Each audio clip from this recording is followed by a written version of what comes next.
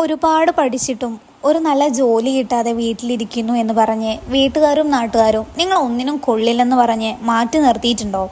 എങ്കിൽ ഈ കഥ കേൾക്കൂ.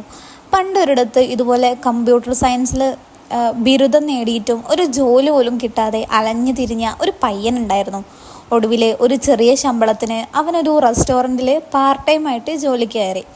പക്ഷേ ഒരു ദിവസം ആ കടയിലെ മാനേജർ അവനെ വിളിച്ച് പറഞ്ഞു, നിന്നെക്കൊണ്ട് ഈ പണിക്ക് പോലും കൊള്ളില്ല.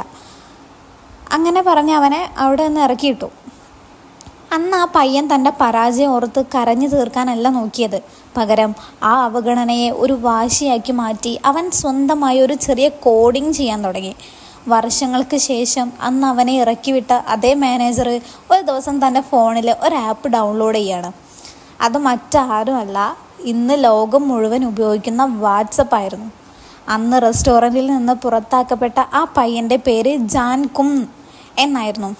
അവനുണ്ടാക്കിയ ആ വാട്സപ്പ് പിന്നീട് ഫേസ്ബുക്ക് കമ്പനി വിലയ്ക്ക് വാങ്ങിയത് 1.5 ലക്ഷം കോടി രൂപയ്ക്കാണ്.